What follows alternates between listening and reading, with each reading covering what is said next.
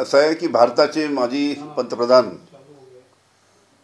Doctor Manmohan Singh साहेबांचं काल दुःखद निधन झालं.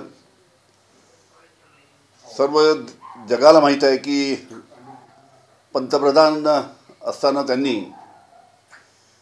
आर्थिक सुधारणेचे जनक म्हणून त्यांचं नाव त्या निमित्तानं घेतलं जातं. आणि भारताला जेव्हा जेव्हा भारतावर अनेक संकट आलेत त्यावेळेस पंतप्रधान म्हणून त्यांनी त्या संकटातनं भारताला काढलेलं आहे. 1991चं भारतावर आलेलं आर्थिक संकट असो की त्याचबरोबर 2008ची आर्थिक मंदी असो, या सर्व संकटातनं त्यांनी अतिशय चांगल्या पद्धतीनं या संकटातून भारताला बाहेर काढलं. आणि एक प्रभावी नेतृत्व त्यांनी भारताला दिलं. मला आधी आठवतं जेव्हा ते पंतप्रधान होते आणि माननीय शरद पवार साहेब महाराष्ट्राचे देशाचे कृषीमंत्री होते, त्यावेळेस ज्या पद्धतीनं मोठ्या प्रमाणात आत्महत्या विदर्भात होत होत्या, त्यावेळेस ते स्वतः मनमोहन सिंग साहेब आणि कृषी मंत्री म्हणून शरद पवार साहेब स्वतः विदर्भात आले, शेतकऱ्यांची चर्चा केली आणि कशा पद्धतीनं आपल्याला कर्जमाफी शेतकऱ्यांना देता येईल या दृष्टीनं त्यांनी नियोजन केलं. आणि त्याच्याचमुळे जवळजवळ 75,000 कोटीची कर्जमाफी त्यावेळेस झाली आणि त्यावेळेस मोठ्या शेतकऱ्यांना दिलासा त्यानिमित्तानं त्यांनी त्या कर्जमाफीच्या निर्णयामुळे दिला. अशा पद्धतीचे अनेक महत्त्वाचे निर्णय, अनुकरारापासून तर अन्न सुरक्षा कायद्यापर्यंत अनेक महत्त्वाचे निर्णय त्यांनी आपल्या पंतप्रधान पदाच्या काळामध्ये घेतलेत. आणि साहजिकच त्यांच्या जाण्याने एक मोठा अर्थतज्ञ आपण सर्वांनी गमावलेला आहे. मी माझ्या पक्षातर्फे त्यांच्या या दुःखद निधनाबद्दल श्रद्धांजली अर्पण करतो. सर,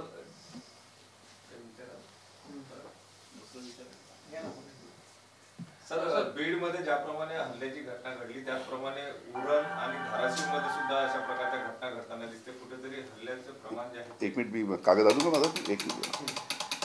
चालू नाही, लाईव्ह नाही ना? हां. तर या हल्ल्याच्या घटना ज्या आहेत त्या वाढताना दिसते आहे. आणि आज संजय राऊतांनी तर म्हटलं आहे की या सगळ्या बीडच्या घटनेमध्ये गृहमंत्री आरोपीला कुठेतरी पाठीशी झाले.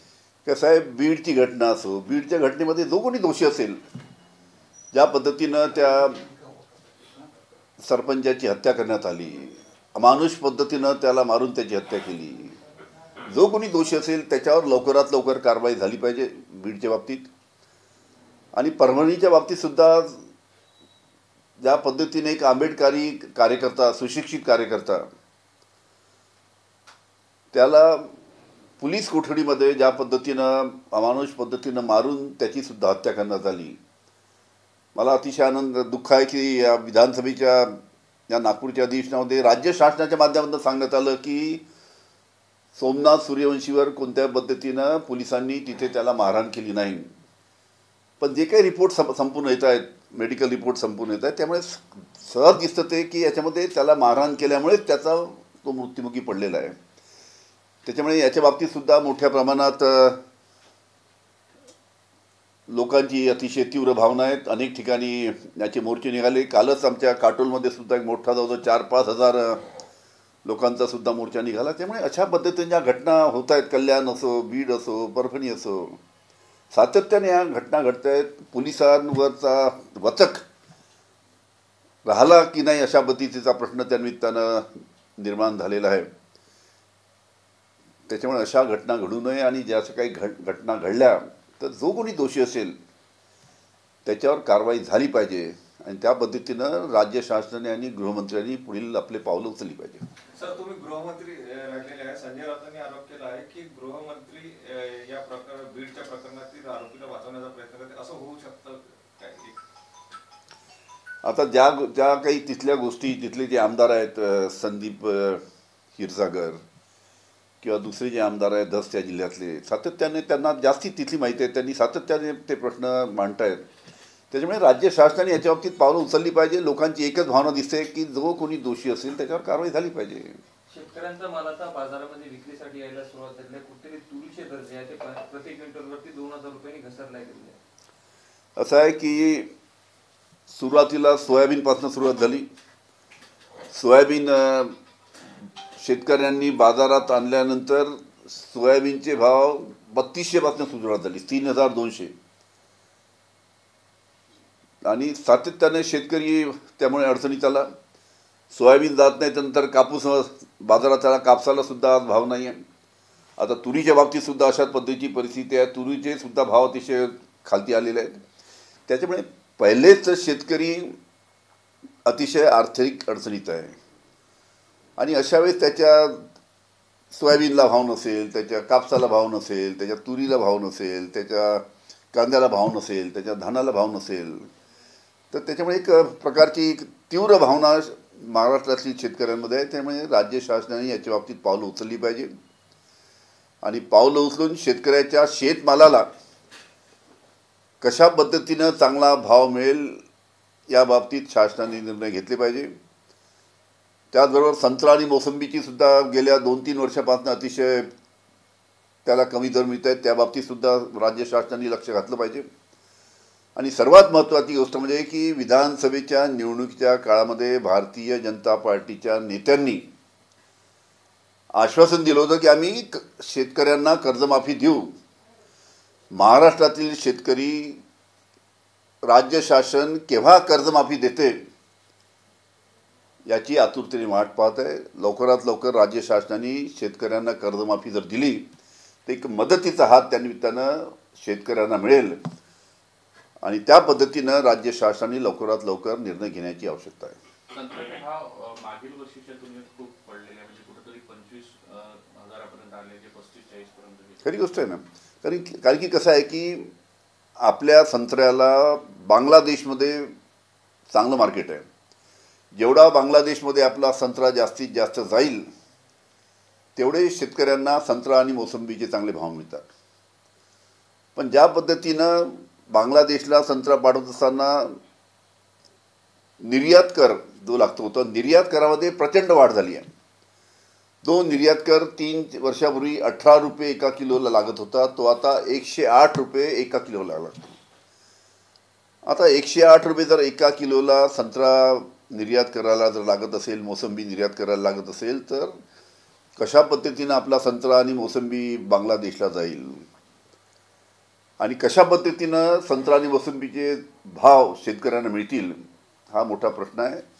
याच्या बाबतीत राज्य शासन आणि केंद्र शासन यांनी एकत्र बसून संत्रा उत्पादक शेतकऱ्यांसाठी निर्णय घेऊन त्यांना दिलासा दिला पाहिजे. त्यांच्या संत्रा आणि मोसंबीला चांगला भाव दिला पाहिजे.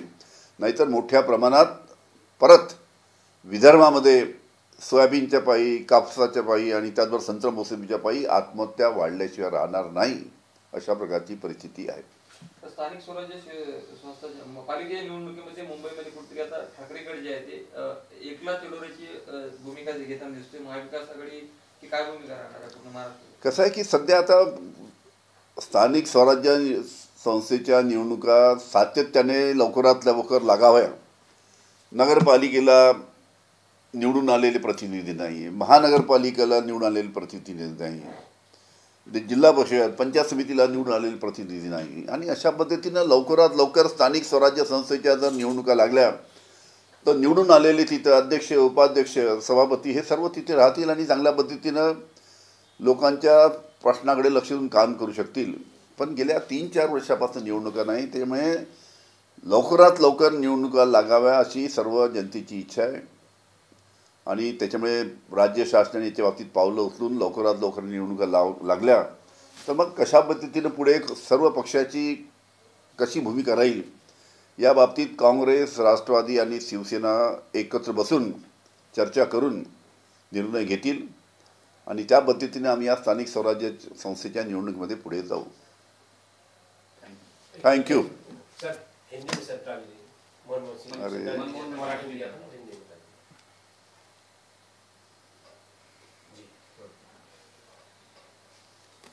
मनमोहन सिंह इनका दुखद निधन हुआ, क्या बताएंगे? डॉक्टर मनमोहन सिंह साहब भारत के माजी पंतप्रधान, इनका दुखद निधन हुआ है। पूरी दुनिया जानती है कि किस प्रकार से एक मनमोहन सिंह साहब एक आर्थिक सुधारणा के जनक के रूप में पूरी दुनिया उनको जानती है। जब जब भी भारत के ऊपर संकट आए, पंतप्रधान करके उन्होंने जिस प्रकार से निर्णय लेके भारत को संकट के परिस्थिति से बाहर निकाला, इसकी भी जानकारी सबको है।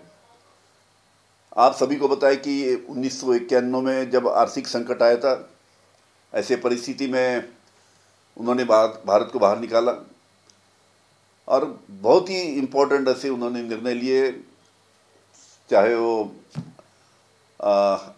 अमेरिका के साथ में परमाणु के बारे में, अणु के बारे में जो एग्रीमेंट किया, या अन्न सुरक्षा कायदा हो, या किसानों के जो उन्होंने कर्ज माफ़ी दी। मुझे आज भी याद है जब विदर्भ में बड़े पैमाने पे जब किसान आत्महत्या कर रहे थे, तब माननीय पंतप्रधान मनमोहन सिंह साहब और उस वक्त के कृषि मंत्री माननीय शरद पवार साहब, इन्होंने इकट्ठा आके विदर्भ में दौरा किया था। विदर्भ में आके उन्होंने किसानों से बात की थी, किसानों की समस्या उन्होंने समझ ली थी। और विदर्भ से जाने के बाद में, नागपुर से जाने के बाद में, उन्होंने 3-4 दिन में 73,000 करोड़ की कर्ज माफ़ी महाराष्ट्र के किसानों को दी। उससे काफ़ी राहत किसानों को मिली है। और इस प्रकार से उन्होंने बहुत महत्वपूर्ण निर्णय ले। ऐसे पंतप्रधान जिनकी पूरी दुनिया में एक अर्थ तज्ञ करके उनकी पहचान थी, आज वो हमारे साथ नहीं रहे। मैं मेरे पक्ष की तरफ से उनको श्रद्धांजलि अर्पण करता हूँ।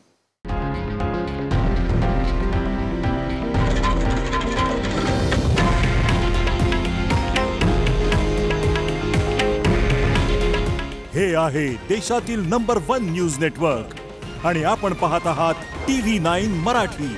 काळजी तुमची, हित महाराष्ट्राचं।